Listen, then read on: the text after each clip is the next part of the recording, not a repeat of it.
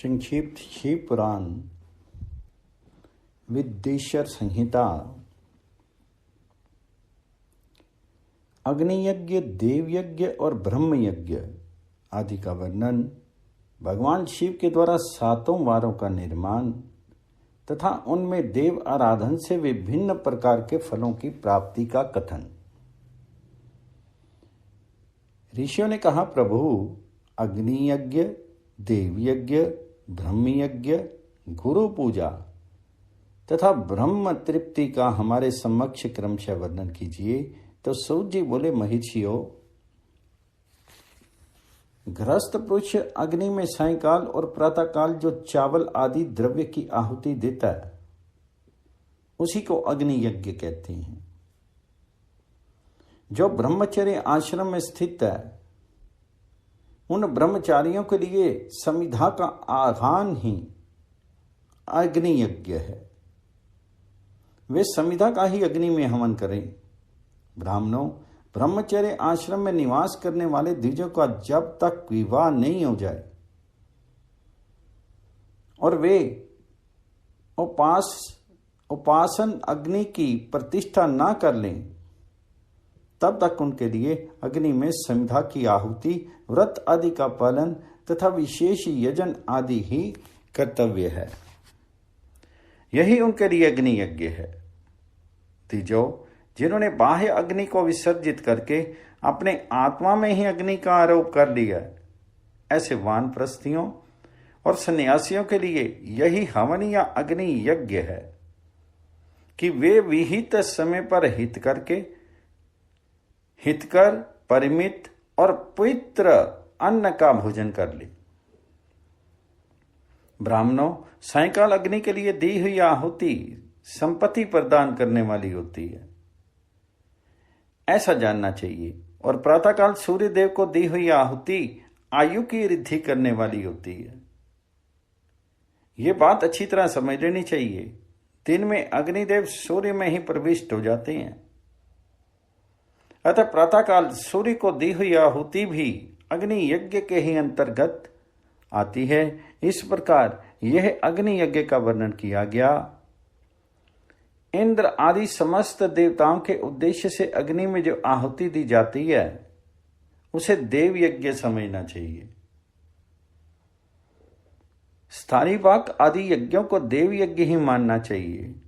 लौकिक अग्नि में प्रतिष्ठित जो चूड़ाकरण आदि संस्कार निमित्तिक हवन कर्म हैं, उन्हें भी देव यज्ञ के ही अंतर्गत जानना चाहिए। अब ब्रह्म यज्ञ का वर्णन सुनो। द्विज को चाहिए कि वे देवताओं की तृप्ति के लिए निरंतर ब्रह्म यज्ञ करें। वेदों का जो नित्य अध्ययन या स्वाध्याय होता है, उसी को ब्रह्म यज्ञ कहा गया है। प्रातः नित्य कर्म के अनंतर सायंकाल तक ब्रह्म यज्ञ किया जा सकता है।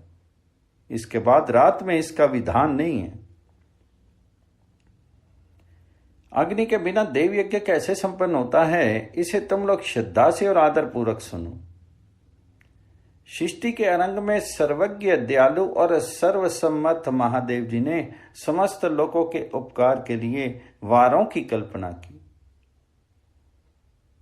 वे भगवान शिव संसार रूपी रोग को दूर करने के लिए वैद्य हैं, सबके ज्ञाता तथा समस्त औषधों के भी औषध हैं। उन भगवान ने पहले अपने वार की कल्पना की, जो आरोग्य प्रदान करने वाला है। तत्पश्चात माया शक्ति का वार बनाया, जो संपत्ति प्रदान करने वाला है। जन्म काल में दुर्गति ग्रस्त बालक की रक्षा के लिए उन्होंने कुमार की वार की कल्पना की। तत्पश्चात सर्वसमर्थ महादेव जी ने आलस्य और पाप की निवृत्ति तथा समस्त लोगों का हित करने की इच्छा से लोक रक्षक भगवान विष्णु का वार बनाया। इसके बाद सबके स्वामी भगवान शिव ने पुष्टि और रक्षा के लिए आयुकर्ता त्रिलोक श्रेष्ठा परमेष्टि ब्रह्मा का आयुष्य कारक वार बनाया, जिससे संपूर्ण जगत के आयुष्य की सिद्धि हो जाती है। इसके बाद तीनों लोकों की वृद्धि के लिए पहले पुण्य पाप की रचना हो जाने पर उनके करने वाले लोगों को शुभ शुभ फल देने के लिए भगवान शिव ने इंद्र और यम के वारों का निर्माण किया। ये दोनों वार क्रमशः भोग देने वाले तथा लोगों के मृत्यु भय को दूर करने वाले हैं। इसके बाद सूर्य आदि 7 ग्रहों को जो अपने ही स्वरूप भूत तथा पापियों के लिए सुख दुख के सूचक हैं, भगवान शिव ने उपयुक्त 7 वारों का स्वामी निश्चित किया। वे सब के सब ये ग्रह नक्षत्रों के ज्योतिर्मय मंडल में प्रतिष्ठित हैं। शिव के वार या दिन के स्वामी सूर्य हैं। शक्ति संबंधी वार के स्वामी सोम हैं। कुमार संबंधी दिन के अधिपति मंगल हैं। विष्णुवार के स्वामी बुध हैं। ब्रह्मा जी के वार के अधिपति बृहस्पति हैं। इंद्रवार के स्वामी शुक्र और यमवार के स्वामी शनिचर हैं। अपने अपने वार में की हुई उन देवताओं की पूजा उनके अपने अपने फल को देने वाली होती है। सूर्य आरोग्य के और चंद्रमा संपत्ति के दाता है। मंगल व्याधियों का निवारण करते हैं। बुध पुष्टि करते हैं। बृहस्पति आयु की वृद्धि करते हैं। शुक्र भोग देते हैं और शनिचर मृत्यु का निवारण करते हैं। ये 7 वारों के क्रमशः फल बताए गए हैं जो उन देवताओं की प्रीति से प्राप्त होते हैं। अन्य देवताओं की भी पूजा का फल देने वाले भगवान शिव ही हैं। देवताओं की प्रसन्नता के लिए पूजा की 5 प्रकार की ही पद्धति बनाई गई। उन देवताओं के मंत्रों का जप ये पहला प्रकार है। उसके लिए होम करना दूसरा, दान करना तीसरा तथा तप करना चौथा प्रकार है। किसी वेदी पर प्रतिमा में, अग्नि में अथवा ब्राह्मण के शीर में आराध्य देवता की भावना करके 16 उपचारों से उनकी पूजा या आराधना करना 5वां प्रकार है। इनमें पूजा के उत्तरोत्तर आधार श्रेष्ठ हैं। पूर्व के अभाव में उत्तरोत्तर आधार का अवलंबन करना चाहिए। दोनों नेत्रों तथा मस्तक के रोग में और कुष्ठ रोग की शांति के लिए भगवान सूर्य की पूजा करके ब्राह्मणों को भोजन करावें। तंत्र 1 दिन, 1 मास, 1 वर्ष अथवा 3 वर्ष तक लगातार ऐसा साधन करना चाहिए। इससे यदि प्रबल प्रारब्ध का निर्माण हो जाए तो रोग एवं जरा आदि रोगों का नाश हो जाता है। इष्ट देव के नाम मंत्रों का जप आदि साधन वार आदि के अनुसार फल देते हैं। रविवार को सूर्य देव के लिए, अन्य देवताओं के लिए तथा ब्राह्मणों के लिए विशिष्ट वस्तु अर्पित करें। यह साधन विशिष्ट फल देने वाला होता है तथा इसके द्वारा विशेष रूप से पापों की शांति होती है। सोमवार को विद्वान पुरुष संपत्ति की प्राप्ति के लिए लक्ष्मी आदि की पूजा करे तथा सपत्नीक ब्राह्मणों को घृत पक्व अन्न का भोजन करावे। मंगलवार को रोगों की शांति के लिए काली आदि की पूजा करे तथा उड़द, मूंग एवं अरहर की दाल आदि से युक्त अन्न ब्राह्मणों को भोजन करावे। बुधवार को विद्वान पुरुष दधि युक्त अन्न से भगवान विष्णु का पूजन करें। ऐसा करने से सदा पुत्र, मित्र और कलत्र आदि की पुष्टि होती है। जो दीर्घायु होने की इच्छा रखता हो वह गुरुवार को देवता की पुष्टि के लिए वस्त्र, यज्ञोपवीत तथा घृत मिश्रित खीर से यजन पूजन करे। भोगों की प्राप्ति के लिए शुक्रवार को एकाग्रचित होकर के देवताओं का पूजन करें और ब्राह्मणों की तृप्ति के लिए षड राशि युक्त अन्न दे। इसी प्रकार स्त्रियों की प्रसन्नता के लिए सुंदर वस्त्र आदि का विधान करे। शनिश्चर अपमृत्यु का निवारण करने वाला है। उस दिन बुद्धिमान पुरुष रुद्र आदि की पूजा करे। तिल के होम से, दान से देवताओं को संतुष्ट करके ब्राह्मणों को तिल मिश्रित अन्न भोजन करावे। जो इस दिन देवताओं की पूजा करेगा वह आरोग्य आदि फल का भागी होगा। देवताओं के नित्य पूजन, विशेष पूजन, स्नान, दान, जप, होम तथा ब्राह्मण तर्पण आदि में एवं रवि आदि वारों में विशेष तिथि और नक्षत्रों का योग प्राप्त होने पर विभिन्न देवताओं के पूजन में सर्वज्ञ जगदीश्वर भगवान शिव ही उन देवताओं के रूप में पूजित होकर के सब लोगों को आरोग्य आदि फल प्रदान करते हैं। देश, काल, पात्र, द्रव्य, श्रद्धा एवं लोक के अनुसार उनके तारतम्य क्रम का ध्यान रखते हुए महादेव जी आराधना करने वाले लोगों को आरोग्य आदि फल देते हैं।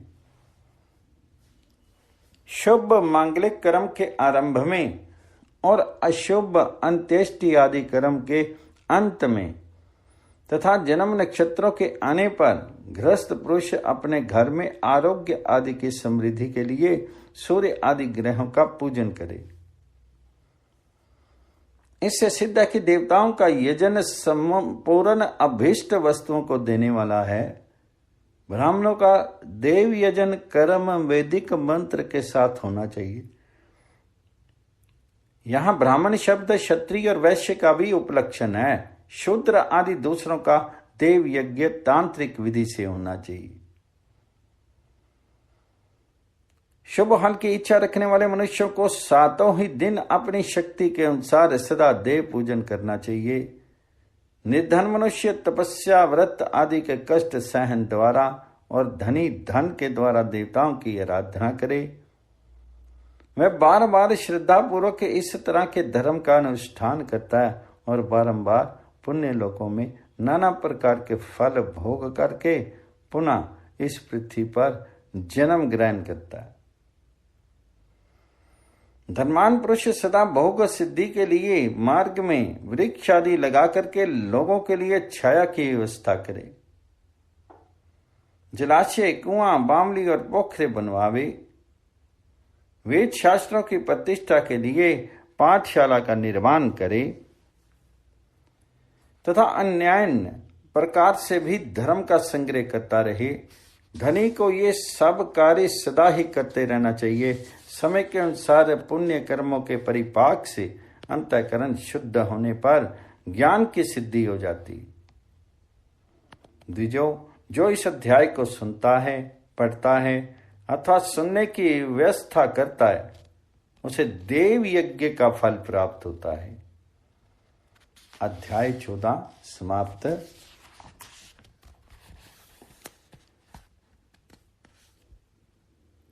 15 अध्याय में देश, काल, पात्र और दान आदि का विचार। ऋषियों ने कहा, समस्त पदार्थों के ज्ञाताओं में श्रेष्ठ सूत जी, अब आप क्रमशः देश, काल आदि का वर्णन करें। सूजी बोले, महेशियों, देव यज्ञ आदि कर्मों में अपना शुद्ध ग्रह समान फल देने वाला होता है,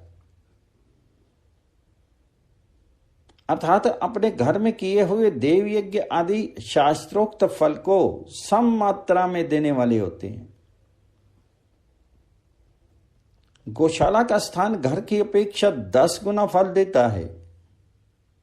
जलाशय का तट उससे भी 10 गुना महत्व रखता है तथा जहां बेल, तुलसी एवं पीपल वृक्ष का मूल निकट हो वह स्थान जलाशय के तट से भी 10 गुना फल देने वाला होता है। दिवाले को उससे भी 10 गुने महत्व का स्थान जानना चाहिए। दिवाले से भी 10 गुना महत्व रखता है तीर्थ भूमि का तट। उससे 10 गुना श्रेष्ठ है नदी का किनारा। उससे 10 गुना उत्कृष्ट है तीर्थ नदी का तट और उससे भी 10 गुना महत्व रखता है सप्तगंगा नामक नदियों का तीर्थ। गंगा, गोदावरी, कावेरी, ताम्रपर्णी, सिंधु, सरयू और नर्मदा, इन 7 नदियों को सप्त गंगा कहा गया है। समुद्र के तट का स्थान इनसे भी 10 गुना पवित्र माना गया है और पर्वत के शिखर का प्रदेश समुद्र तट से भी 10 गुना पावन है। सबसे अधिक महत्व का वह स्थान जानना चाहिए जहां मन लग जाए। यहां तक देश का वर्णन हुआ, अब काल का तारतम्य बताया जाता है। सतयुग में यज्ञ, दान आदि कर्म पूर्ण फल देने वाले होते हैं, ऐसा जानना चाहिए। त्रेता में उनका फल चौथाई फल मिलता है। द्वापर में सदा आधे ही फल की प्राप्ति होती है।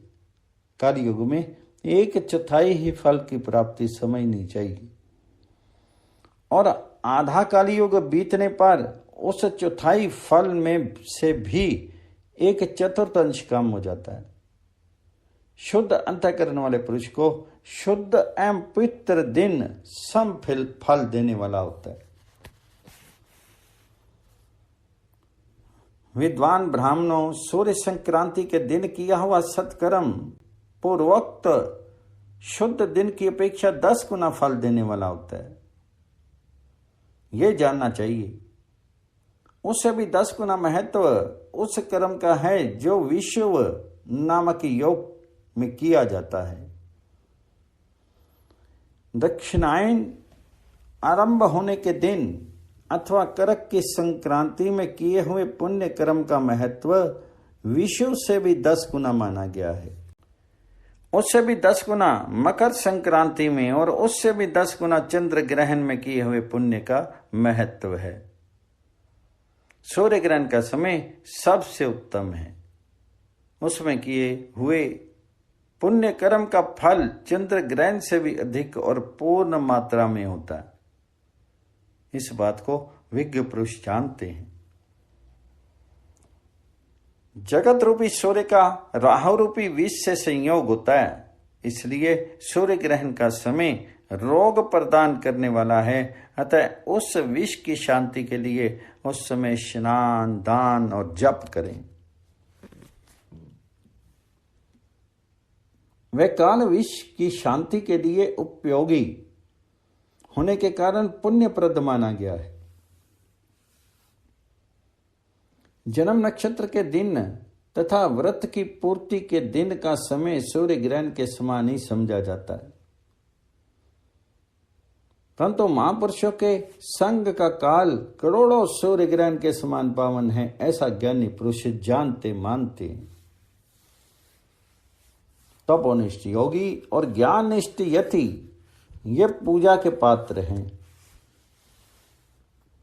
क्योंकि ये पापों के नाश के कारण होते हैं। जिसने 24 लाख गायत्री का जप कर लिया हो वह ब्राह्मण भी पूजा का उत्तम पात्र है।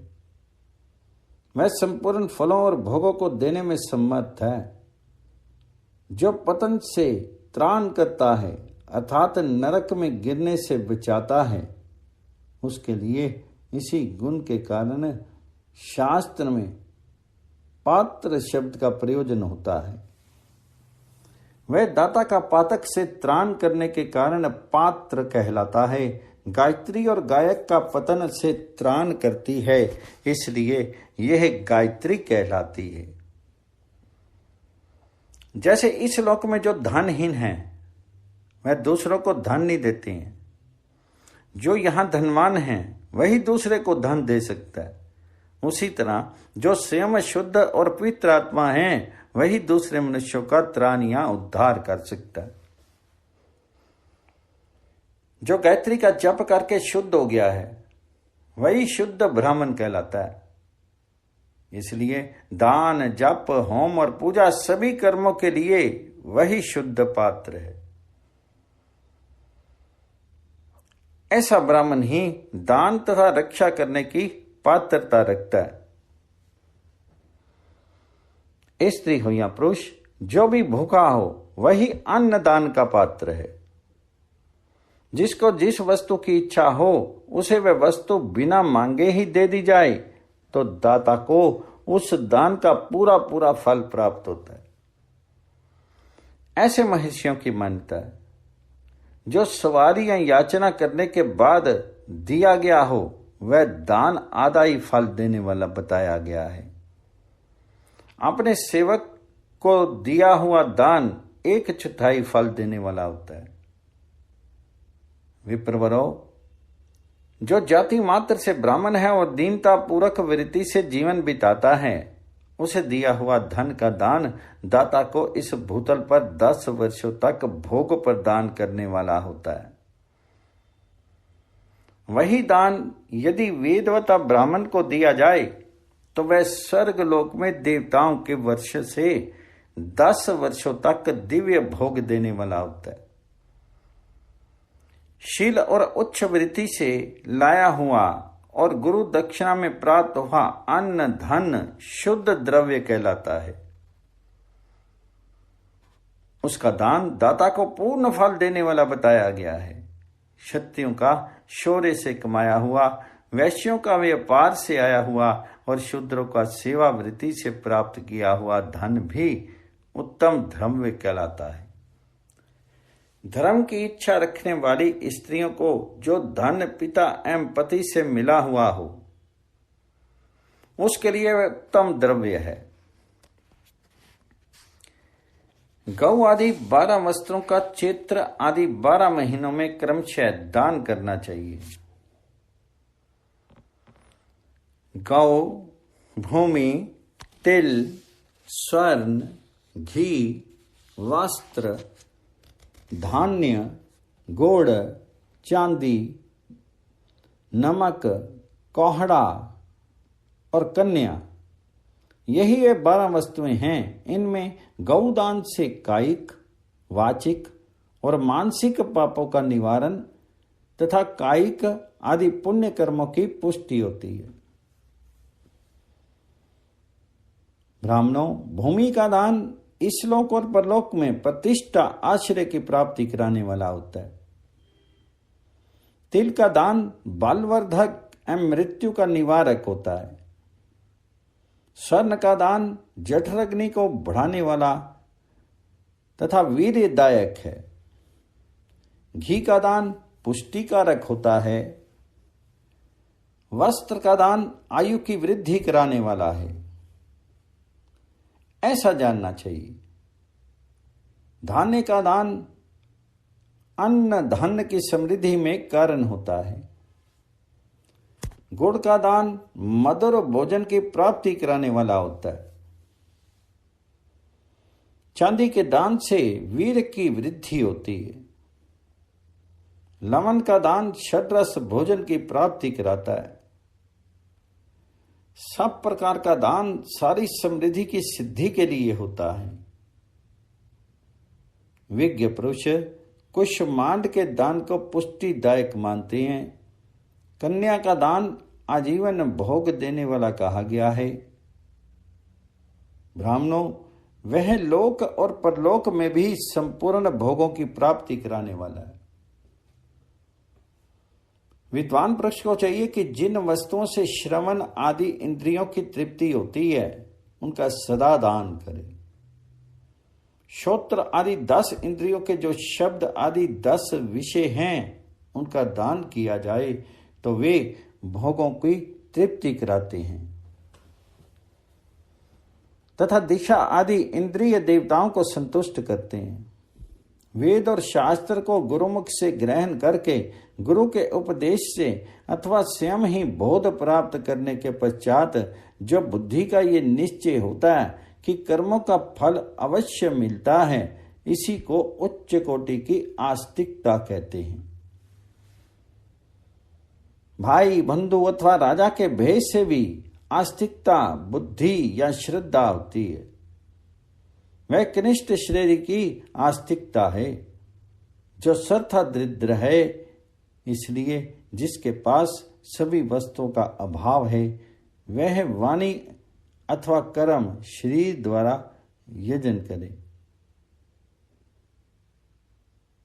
मंत्र, स्तोत्र और जप आदि को वाणी द्वारा किया गया यजन समझना चाहिए तथा तीर्थ यात्रा और व्रत आदि को विद्वान पुरुष शारीरिक यजन मानते हैं। जिस किसी भी उपाय से थोड़ा हो या बहुत देव तर्पण बुद्धि से जो कुछ भी दिया अथवा किया जाए वह दान या सत्कर्म भोगों की प्राप्ति कराने में समर्थ होता है। तपस्या और दान ये दो कर्म मनुष्य को सदा करने चाहिए तथा ऐसे ग्रह का दान करना चाहिए जो अपने वर्ण, चमक, दमक या सफाई और गुण, सुख, सुविधा से शोभित हो। बुद्धिमान पुरुष देवताओं की तृप्ति के लिए जो कुछ देते हैं वे अतिशय मात्रा में और सब प्रकार के भोग प्रदान करने वाला होता है। उस दान से विद्वान पुरुष इस लोक और परलोक में उत्तम जन्म और सदा सुलभ होने वाले भोग पाते हैं। ईश्वर अर्पण बुद्धि से यज्ञ, दान आदि कर्म करके मनुष्य मोक्ष फल का भागी होता है। अध्याय 15 समाप्त। विद्येश्वर संहिता। पृथ्वी आदि से निर्मित देव प्रतिमाओं के पूजन की विधि, उनके लिए नैवेद्य का विचार, पूजन के विभिन्न उपचारों का फल, विशेष मास, वार, तिथि एवं नक्षत्रों के योग में पूजन का विशेष फल तथा लिंग के वैज्ञानिक स्वरूप का विवेचन। ऋषियों ने कहा, साधु शिरोमणि, अब आप पार्थिव प्रतिमा की पूजा का विधान बताइए जिससे समस्त अभीष्ट वस्तुओं की प्राप्ति होती है। तो सीत जी बोले, महर्षियों, तुम लोगों ने बहुत उत्तम बात पूछी है। पार्थिव प्रतिमा का पूजन सदा संपूर्ण मनोरथों को देने वाला है तथा दुख का तत्काल निवारण करने वाला है। मैं उसका वर्णन करता हूं, तुम लोग उसको ध्यान दे करके सुनो। पृथ्वी आदि की बनी हुई देव प्रतिमाओं की पूजा इस भूतल पर अभीष्ट दायक मानी गई है। निश्चय ही इसमें पुरुषों का और स्त्रियों का भी अधिकार है। नदी, पोखरी अथवा कुएं में प्रवेश करके पानी के भीतर से मिट्टी ले आवें, फिर गंध चूर्ण के द्वारा उसका संशोधन करें और शुद्ध मंडप में रख करके उसे महीन पीसे और साने। इसके बाद हाथ से प्रतिमा बनावें और दूध से उसका सुंदर संस्कार करें। उस प्रतिमा में अंग प्रत्यंग अच्छी तरह प्रकट हुए हों तथा वह सब प्रकार के अस्त्र शस्त्रों से संपन्न बनाई गई हो। तदंतर उसे पद्मासन पर स्थापित करके आदर पूर्वक उसका पूजन करें। गणेश, सूर्य, विष्णु, दुर्गा और शिव की प्रतिमा का, शिव का एवं शिवलिंग का, द्विज को सदा पूजन करना चाहिए। षोडशोपचार पूजन जनित फल की सिद्धि के लिए 16 उपचारों द्वारा पूजन करना चाहिए। पुष्प से प्रोक्षण और मंत्र पाठ पूर्वक अभिषेक करें।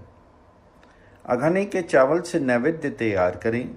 सारा नैवेद्य एक कुड़व अर्थात लगभग पाव भर होना चाहिए। घर में पार्थिव पूजन के लिए एक कुड़व और बाहर किसी मनुष्य द्वारा स्थापित शिवलिंग के पूजन के लिए एक प्रस्थ अर्थात शेर भर नैवेद्य तैयार करना आवश्यक है, ऐसा जानना चाहिए। देवताओं द्वारा स्थापित शिवलिंग के लिए 3 शेर नैवेद्य अर्पित करना उचित है और स्वयं प्रकट हुए शंभु लिंग के लिए 5 शेर। ऐसा करने पर पूर्ण फल की प्राप्ति समझनी चाहिए। इस प्रकार सहस्त्र बार पूजा करने से द्विज सत्य लोक को प्राप्त कर लेता है। 12 अंगुल चौड़ा, इससे दूना और 1 अंगुल अधिक अर्थात 25 अंगुल लंबा और 15 अंगुल चौड़ा जो लोहे या लकड़ी का बना हुआ पात्र होता है उसे विद्वान पुरुष शिव कहते हैं। उसके 8वां भाग प्रस्थ कहलाता है,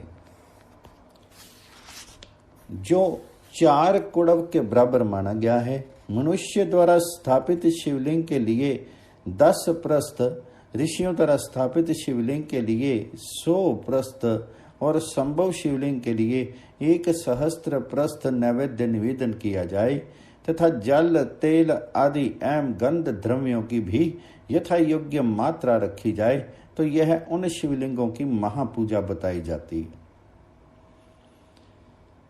देवता का अभिषेक करने से आत्म शुद्धि होती है, गंध से पुण्य की प्राप्ति होती है, नैवेद्य लगाने से आयु बढ़ती है और तृप्ति होती है, धूप निवेदन करने से धन की प्राप्ति होती है, दीप दिखाने से ज्ञान का उदय होता है और तांबूल समर्पण करने से भोग की उपलब्धि होती है।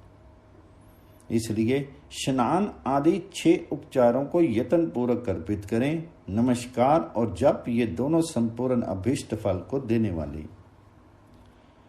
इसलिए भोग और मोक्ष की इच्छा रखने वाले लोगों को पूजा के अंत में सदा ही जप और नमस्कार करने चाहिए।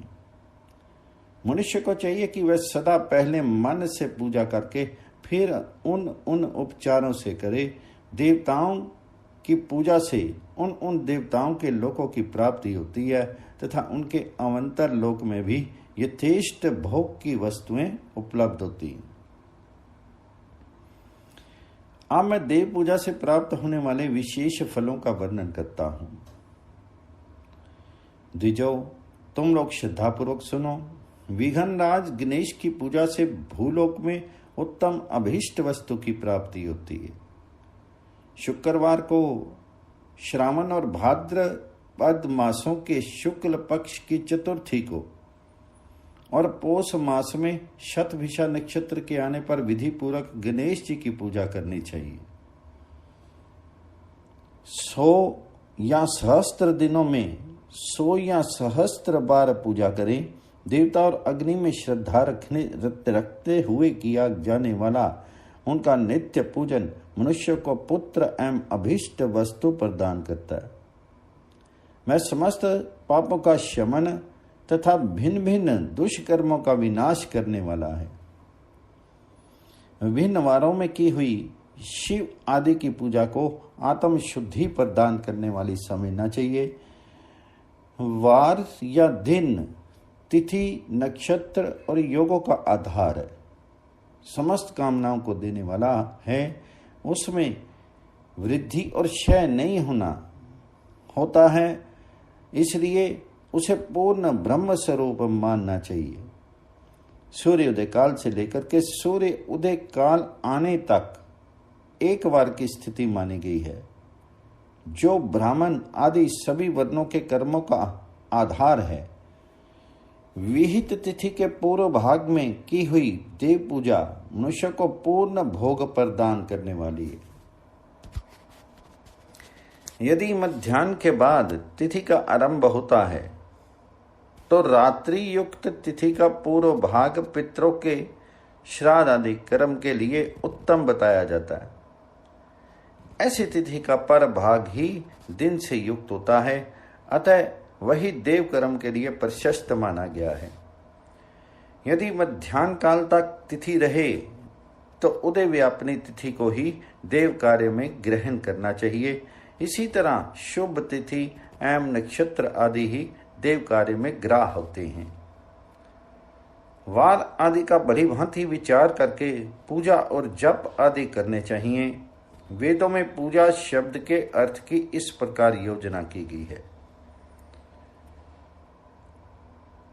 और जायते अनेन इति पूजा, ये पूजा शब्द की व्युत्पत्ति है। पू का अर्थ है भोग और फल की सिद्धि। वह जिस कर्म से संपन्न होती है उसका नाम पूजा है। मनवांछित वस्तु तथा ज्ञान यही अभीष्ट वस्तुएं हैं। काम भाव वालों को अभीष्ट भोग अपेक्षित होता है और निष्काम वालों को अर्थ परमार्थ ज्ञान, ये दोनों ही पूजा शब्द के अर्थ हैं। इनकी योजना करने से ही पूजा शब्द की सार्थकता। इस प्रकार लोक और वेद में पूजा शब्द का अर्थ विख्यात है। नित्य और नैमित्तिक कर्म कालांतर में फल देते हैं, किंतु काम्य कर्म का यदि भली भांति अनुष्ठान हुआ हो तो वह तत्काल फलद होता है। प्रतिदिन एक पक्ष, एक मास और एक वर्ष तक लगातार पूजन करने से उन कर्मों की फल की प्राप्ति होती है और उनसे वैसे ही पापों का क्रमशः क्षय होता है। प्रत्येक मास के कृष्ण पक्ष की चतुर्थी तिथि को की गई महागणपति की पूजा एक पक्ष के पापों का नाश करने वाली और एक पक्ष तक उत्तम भोग रूपी फल देने वाली होती है।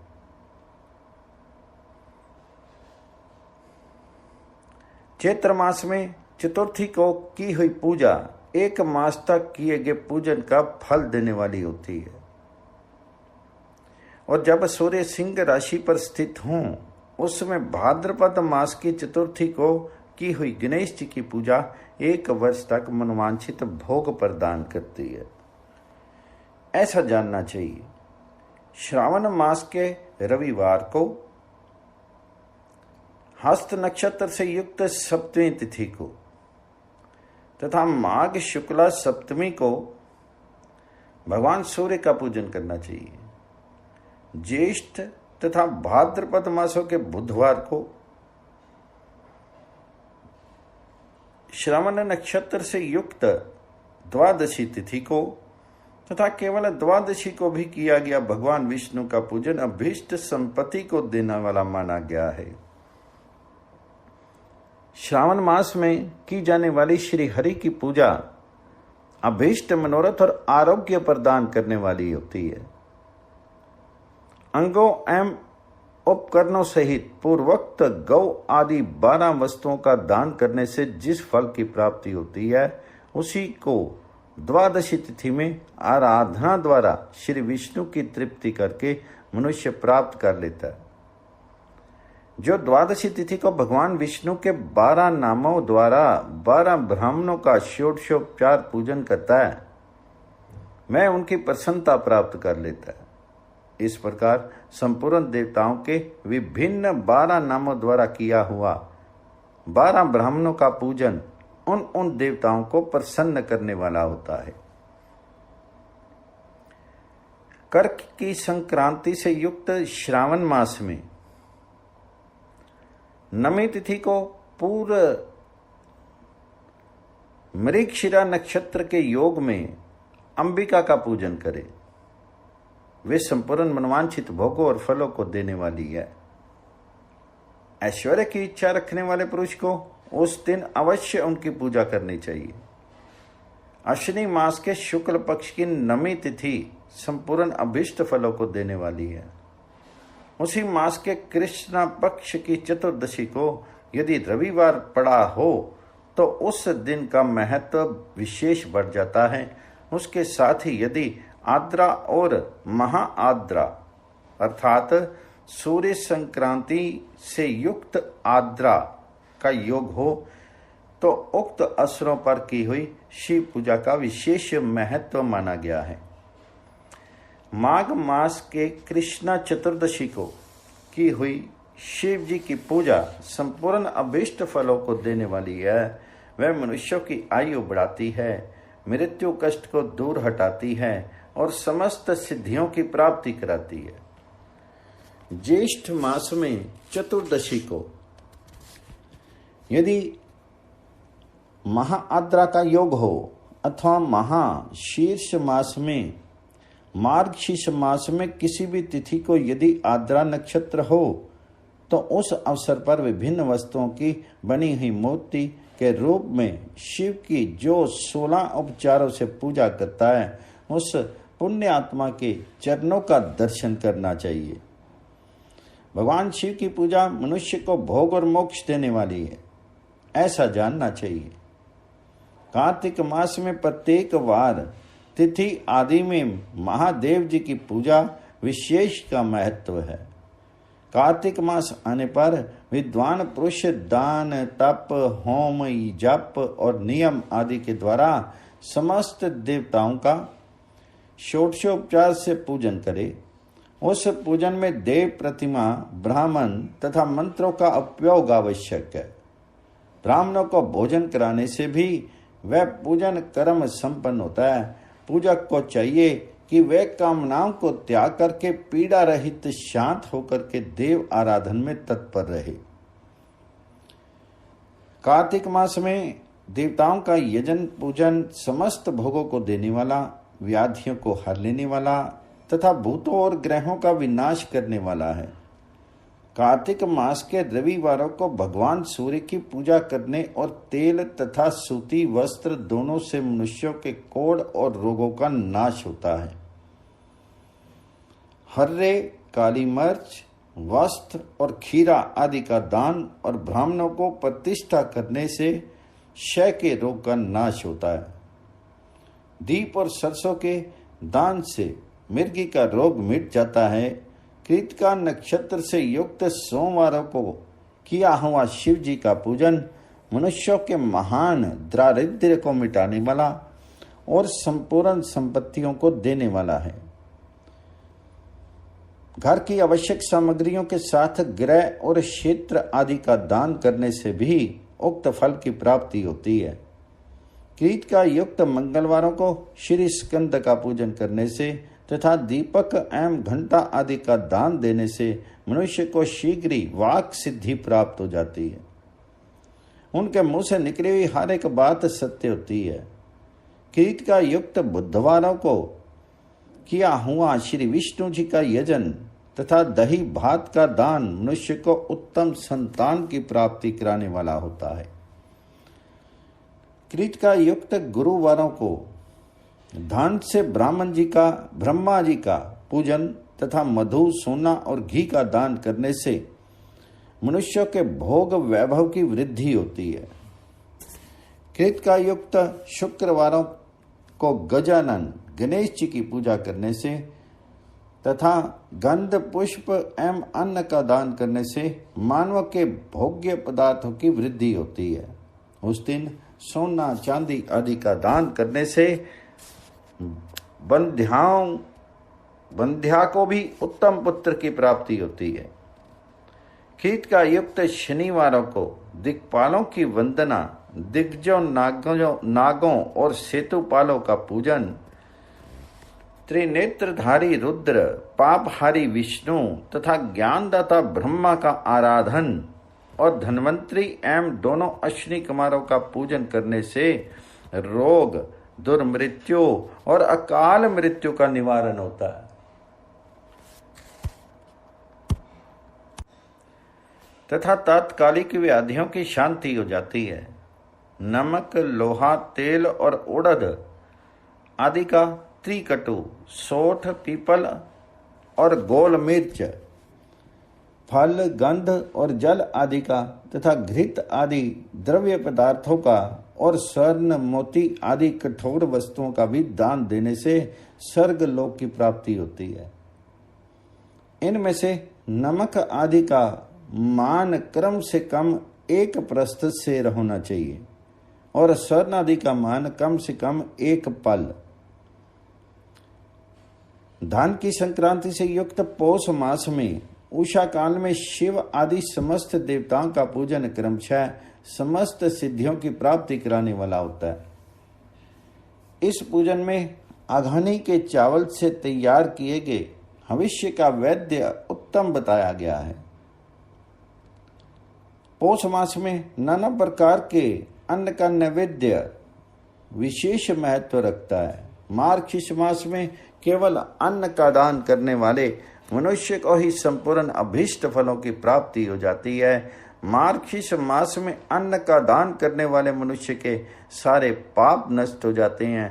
वह अभीष्ट सिद्धि, आरोग्य, धर्म, वेद का सम्यक ज्ञान, उत्तम अनुष्ठान का फल, इस लोक और परलोक के महान भोग, अंत में सनातन योग अर्थात मोक्ष तथा वेदांत ज्ञान की सिद्धि प्राप्त कर लेता है।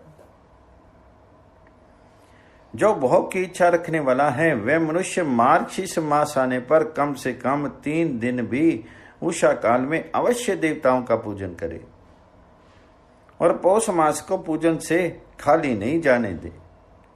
उषा काल से लेकर के संगव काल तक ही पौष मास में पूजा का विशेष महत्व बताया गया है। पौष मास में पूरे महीने भर जितेंद्रिय और निराहार रह करके द्विज प्रातः काल से मध्याह्न काल तक वेद माता गायत्री का जप करे। तत्पश्चात रात को सोने के समय तक पंचाक्षर आदि मंत्रों का जप करे। ऐसा करने वाला ब्राह्मण ज्ञान पाकर के शीर छूटने के बाद मोक्ष प्राप्त कर लेता है। द्विजत नर नारियों को त्रिकाल स्नान और पंचाक्षर मंत्र के ही निरंतर जप से विशुद्ध ज्ञान प्राप्त हो जाता है। इष्ट मित्रों का सदा जप करने से, इष्ट मंत्रों का सदा जप करने से बड़े पापों का भी नाश हो जाता है। सारा चराचर जगत बिंदु नाद स्वरूप है, बिंदु शक्ति है और नाद शिव है। इस तरह ये जगत शिव शक्ति स्वरूप ही है। नाद बिंदु का और बिंदु इस जगत का आधार है। ये बिंदु और नाद शक्ति और शिव संपूर्ण जगत के आधार रूप से स्थित है। बिंदु और नाद से युक्त सब कुछ शिव स्वरूप है, क्योंकि वही सबका आधार है। आधार में ही आधे का समावेश अथवा लय होता है, यही सकलीकरण है। इस सकलीकरण की स्थिति से ही सृष्टि काल में जगत का प्रादुर्भाव होता है, इसमें संशय नहीं है। शिवलिंग बिंदु नाद स्वरूप है, अतः उसे जगत का कारण बताया जाता है। बिंदु देव है और नाद शिव है। इन दोनों का संयुक्त रूप ही शिवलिंग कहलाता है। अतः जन्म के संकट से छुटकारा पाने के लिए शिवलिंग की पूजा करनी चाहिए।